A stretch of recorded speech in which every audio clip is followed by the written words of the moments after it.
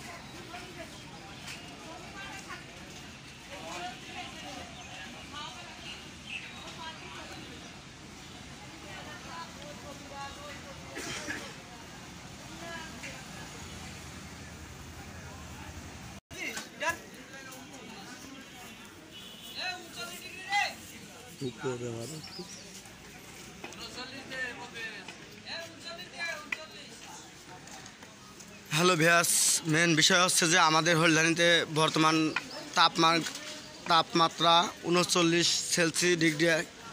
তো এতেই আসলে যে গরম পড়ছে, গরমে আসলে মানুষের অবস্থা খারাপ হয়ে যাচ্ছে।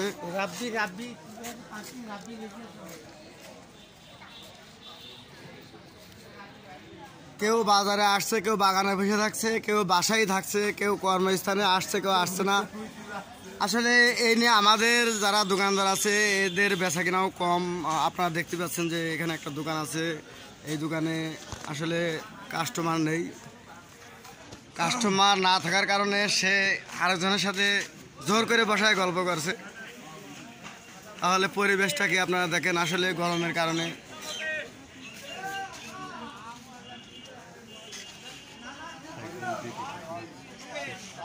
আরেকটা বিষয় ভিউয়ার্স, অন্য কোনো দোকানে কাস্টমার থাক আর না থাক, ইনশাআল্লাহ চার দোকানে থাকে। যেহেতু চার দোকানে অনেক রকম গল্প হয়, মানে অনেক রকম কথাবার্তা হয়। আবার কিছুদিন আগে আমি ফেসবুকে দেখেছি যে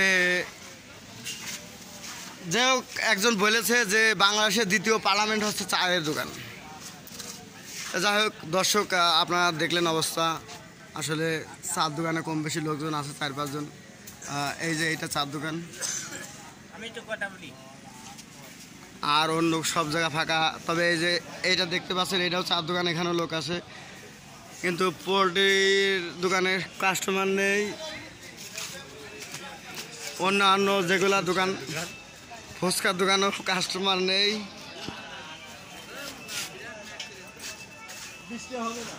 তবে আকাশে হালকা মেঘ দেখা যাচ্ছে।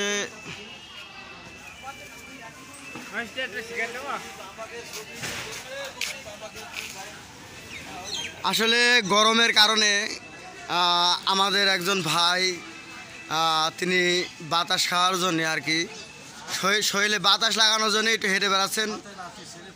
সাথে পোতা ছেলে আছে তার। আসলে মুখটা আমার যারা ফেসবুক এবং ইউটিউব বন্ধুরা আছেন, এই মুখটা সুপরিচিত, হয়তো আপনারা চিনতে পারবেন। তিনি দীর্ঘ 20 বছর টেম্পো চালিয়েছেন ঝিনাইদহ টু হলধানি, হয়তো অনেকে চিনতে পারবেন।